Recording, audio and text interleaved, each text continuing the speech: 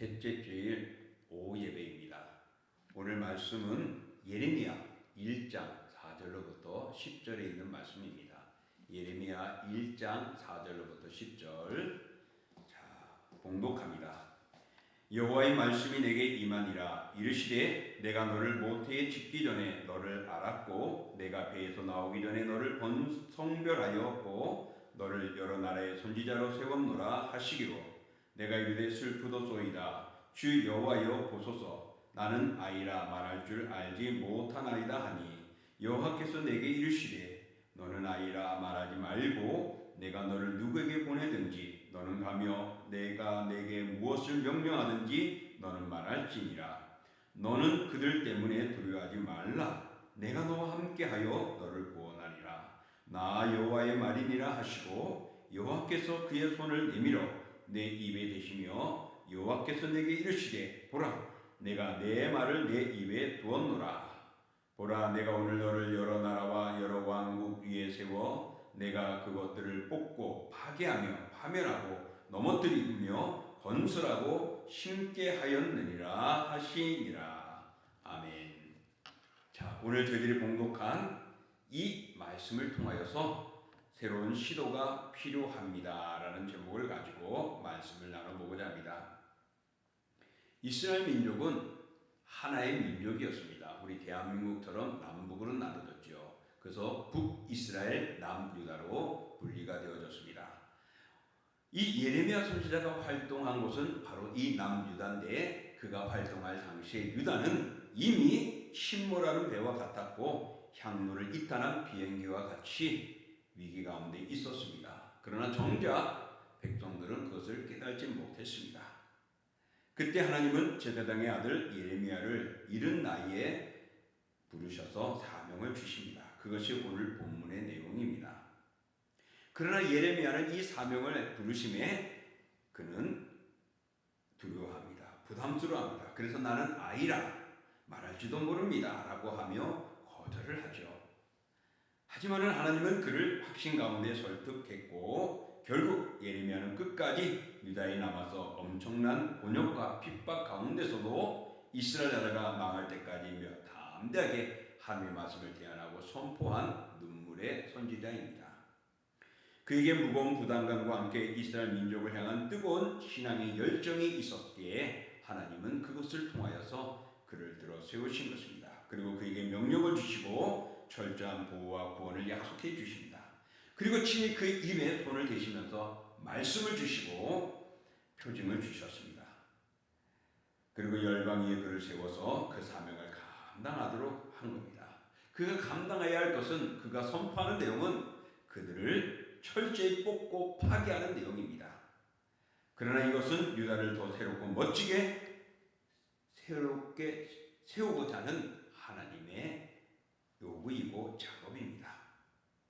자, 그러면은 예레미야가 하나님의 부르심을 받았는데 어디에 있는가를 한번 보겠습니다. 4절과 5절에 보면은 하나님은 예레미야를 복중에서 짓기 전에 태에서 나오기 전에 그를 알았다라고 선택하였다고 말합니다.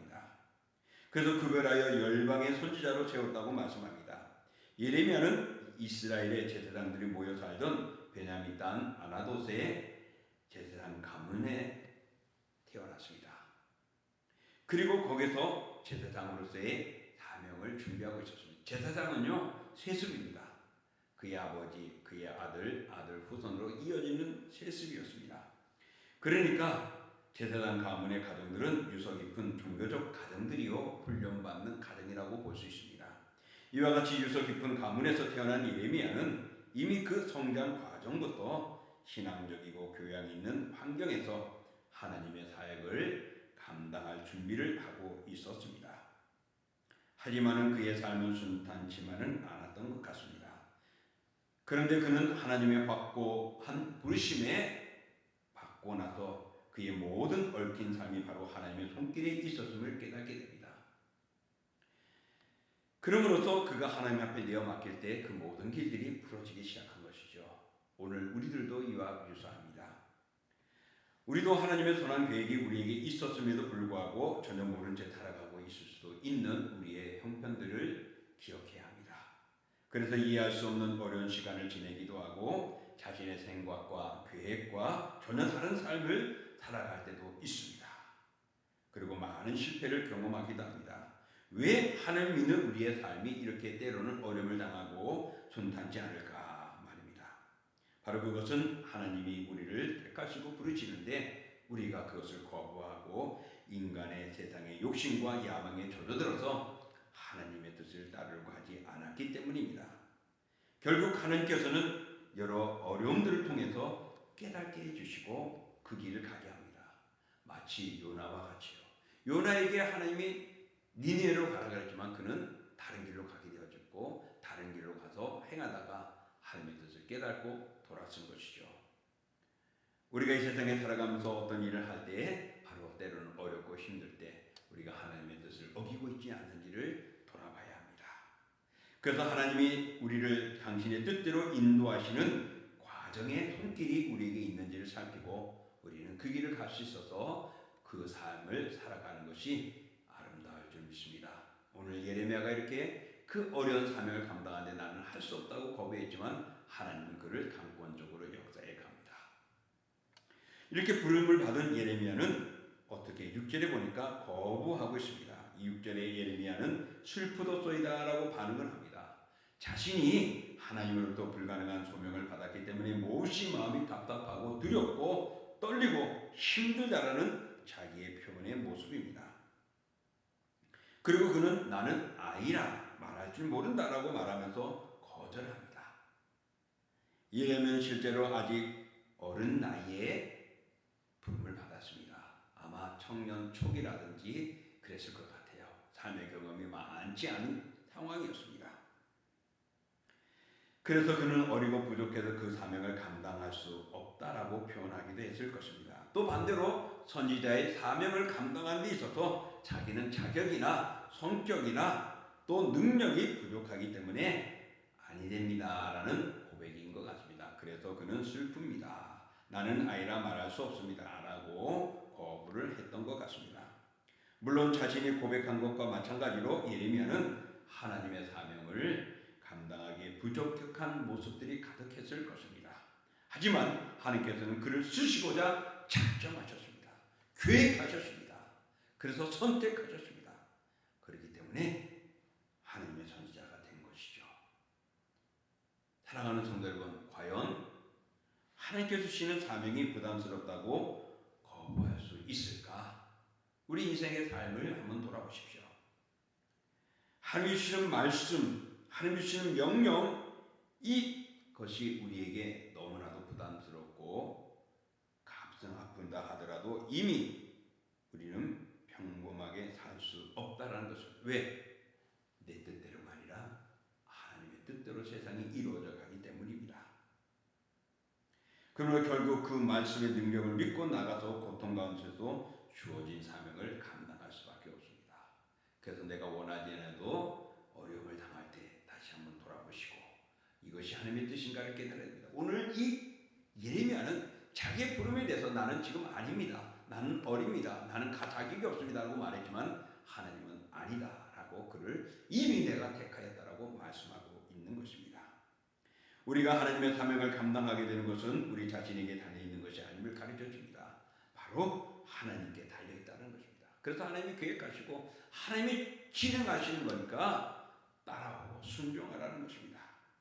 하나님의 부르심을 받으면 그때부터 반드시 우리는 나의 삶을 내려놓고 하나님의 뜻대로 살아가는 새로운 시작이 되는 것임을 기억하십시오.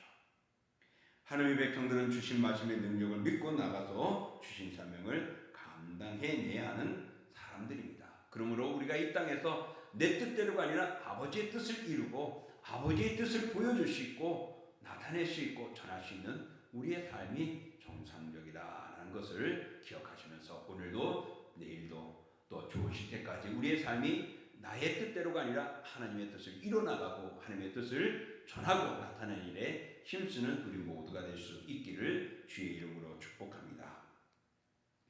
자, 이렇게 하나님께서는 거부하는 예레미야를 이미 택하였으니 가야 한다고 강조하고 말씀하고 명하여 굴복하게 합니다. 그런 예레미야에게 하나님은 4가지 할 일을 네 가지 일을 그에게 보여줍니다. 선포합니다. 첫 번째는 하나님의 명령입니다. 7절에 보면은 아이라 말하지 말고 내가 내게 무엇을 명령하든지 너는 말할지니라 라고 말합니다. 다시 말하면은 이제 너는 네 생각이 아니라 네 수준이 아니라 하나님이 너를 택하여서 하나님이 너를 쓰실 거니까 이제 명령대로 순종하기만 하면 된다라는 말씀이 됩니다. 오직 하나님의 명령대로 행하기만 하면 그 결과는 하나님께서 책임져 주실 것이니 너는 거부하지 말고 순종하라라는 말씀이 됩니다. 두 번째로 8절에 보면은 하나님의 보호와 약속이 있음을 보여주고 있습니다. 너는 그들을 인하여 두려워하지 말라. 그가 선포할 대상들 앞에서 두려워하지 말라고 말합니다. 예레미야가 그들을 인하여 두려워하지 않아도 될 이유가 무엇입니까? 하나님이 그와 함께 할 것이기 때문에 두려워하지 말라고 말합니다. 하나님이 함께 하심을 인하여서 그를 구원하시겠다고 약속해 주신 것입니다. 바로 이것은 하나님의 사역자들이 그들의 사역을 감당할 때 하나님께서 그들과 함께 하시며 도우실 것이라는 것을 우리에게 주시는 것입니다. 여호수아에게 하나님께서 두려워하지 말라 내가 너와 함께함이라 담대하라 하고 말씀하셨죠. 네가 아니라 내가 한다. 너 혼자가 아니라 나와 함께 할 것이다.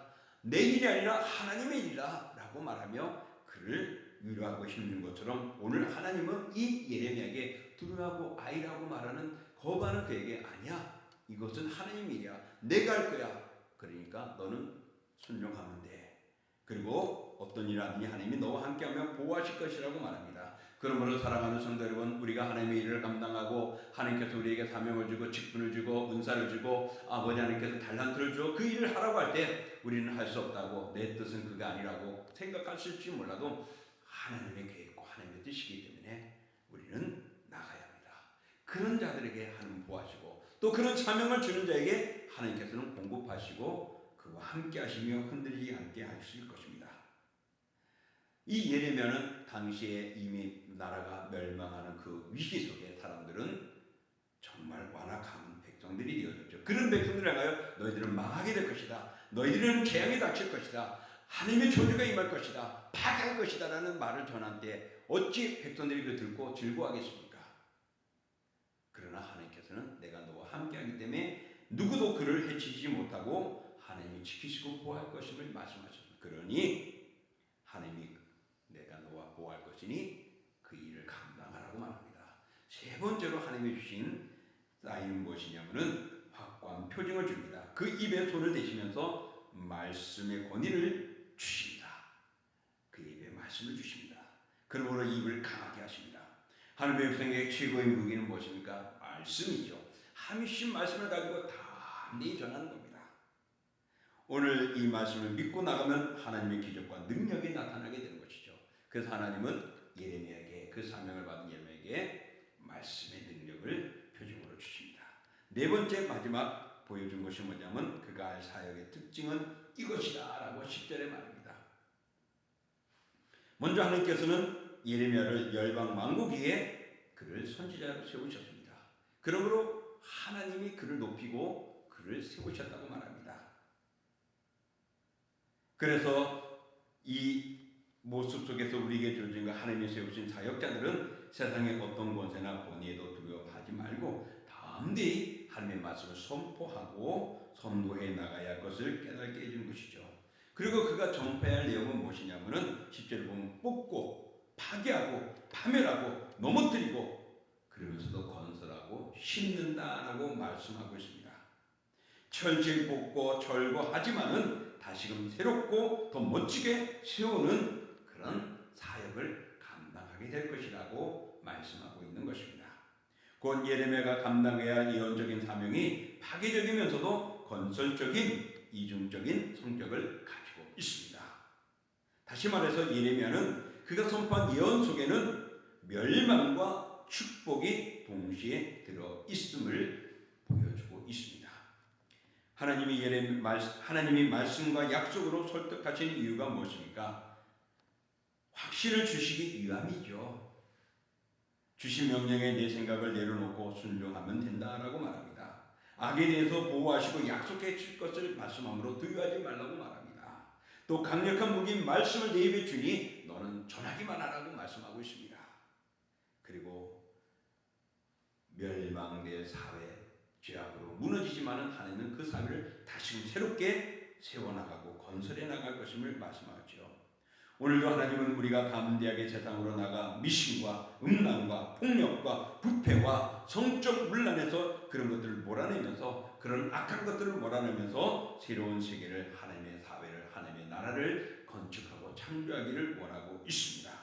그것을 우리는 명받았습니다. 그러므로 우리는 거부할 것이 아니라 하나님의 말씀에 믿음을 가지고 아멘하며 확신을 가지고 순종하면 됩니다.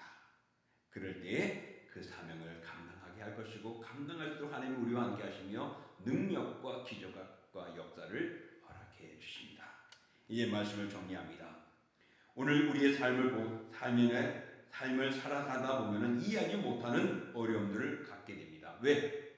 때로는 내 뜻대로 하려고 했지 하나님의 뜻을 거부했기 때문에 이해하지 못하는 아픔들이 있는 것이죠. 그러나 나의 인생을 사용하기 위한 하나님의 계획은 다시 한번 우리를 붙드시고 그 길을 걷게 합니다. 그러니 어렵고 힘들 때 우리는 돌아보십시오. 하나님의 계획이 그 속에 있음을 발견하게 될 것입니다. 그 뜻대로 우리가 살아가고 믿음대로 살아가고 말씀대로 순종할 때 그 삶은 순탄해지는 것입니다. 우리의 모든 고집과 야망을 다 내려놓고 하나님의 손에 붙잡혀야 됩니다. 그러면 하나님이 우리에게 강하고 담대한 믿음을 주시는 것입니다.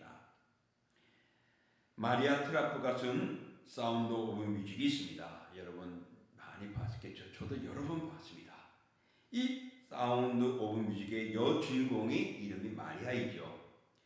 그는 7남매를 둔 군대식으로 가리키는 트라프 대령 집에 가정교사로 들어갑니다. 아이들은 많이 군대식으로 훈련을 받아가지고 경직되어 있었죠. 이 아이들은 천성이 긍정적이며 따뜻한 마음을 가진 마리아의 사랑에 의해서 그들의 마음들이 바뀌어지게 됩니다. 처음에 아이들은 마리아를 골탕 먹이기도 했지만은 결국에는 이 마리아의 진심을 알게 되고 마리아를 따르게 되고 마리아를 좋아하게 됩니다. 마리아는 경직되어 있는 아이들에게 커튼을 뜯어 옷을 만들어 입힌 후에 소풍도 가고 자연스러워서 노래도 가르치는 등 다양한 것들을 보게 되고 견문도 넓혀지게 되고 세상과 접하게 되면서 아이들의 마음이 치료를 받습니다. 그래서 경직되고 딱딱하고 굳어있는 그들의 마음들이 열려지게 되고 환경이 넓어지면서 그들의 안목이 달라지게 되고, 그리고 그들의 마음은 녹아지기 시작했습니다. 그래서 가정의 분위기가 이제는 경직된 모습에서 따뜻하고 사랑이 넘치는 그런 가정으로 바꾸는데 성공하는 내용이 바로 이 사운드 오브 뮤직의 내용입니다. 정말 경직된 것들이 이 마리아로 인해서 가정의 분위기가 달라진다는 것.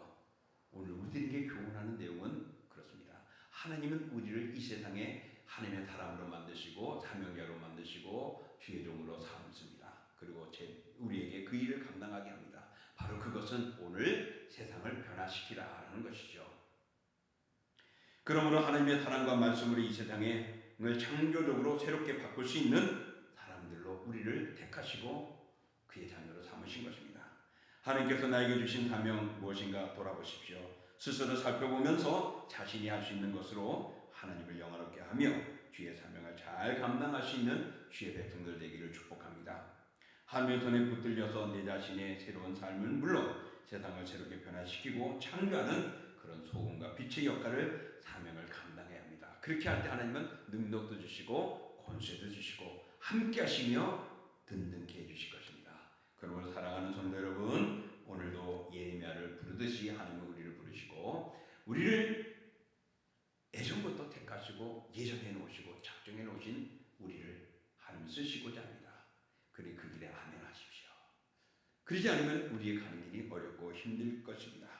그러므로 오늘도 그 뜻을 이루며 살아감으로 순탄해지고 하나님의 영광을 드러내고 세상을 변화시키시기를 주님의 이름으로 축복합니다. 기도합니다.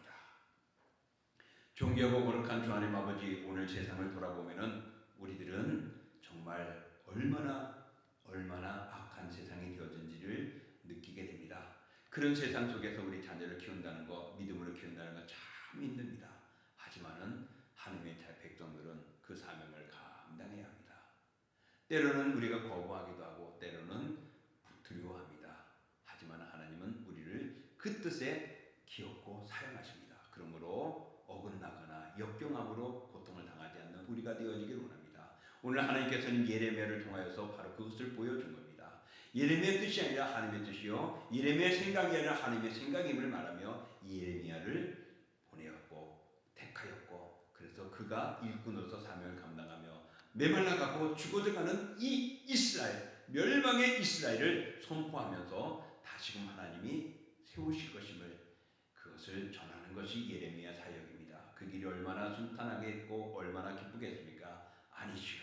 역경이요, 어려움이요, 저항이요, 힘듦이지만 하나님이 함께 할 테니 두려워하지 말라고 그 사명을 감당하라고 말씀합니다. 오늘 우리가 이 세상에 살아가면서 이 어려움과 힘듦이 있지만 그러나 하나님은 우리를 통하여서 말씀합니다. 내가 너와 함께 할 테니 두려워하지 말고 너는 믿음의 삶을 살아가라. 너는 그리스도 안에서의 빛을 발하라. 세상에 썩어져 가고 있으니 소금의 역할로 세상을 변화시키고 정화시키라. 그래서 그들의 죄악을 뽑아내버리고 잘못된 것들을 찢어내고 또한 악한 것들을 도려내고, 그래서 새롭게 건설하고 새 삶을 새롭게 시도하는 삶을 살아가라고 말씀합니다. 주여, 오늘도 이런 말씀을 들었으니 우리가 이 사명을 감당해야 하니 순종하게 하시고 그 길을 걸어감으로 우리의 지역이 변화시켜지고 이 교회가 하는 우리의 공동체가 이 사명을 감당함으로 지역이 변화되어지는 역사들이 일어나도록 하나님 도전하고 순종하고 아멘하며 살아가는 저희들 되게 하여 주시옵소서. 그리하여서 우리의 삶도 아름다워지고 하나님, 이 교회도 하나님의 영광을 드러내는 멋진 사명 감당하는 주님의 사람들, 우리 공동체가 되기를 소망합니다.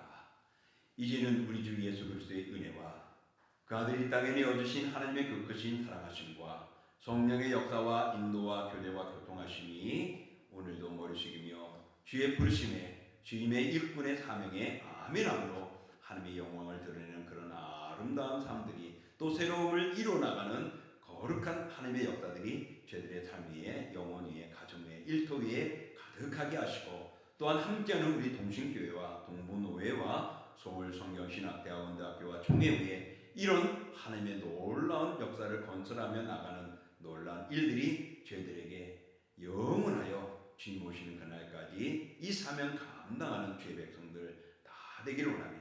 그 길 위에 주님 영원히 함께하여 주옵소서. 그런 은총과 축복이 사랑하는 저희들 위해 가득하기를 축원하옵나이다.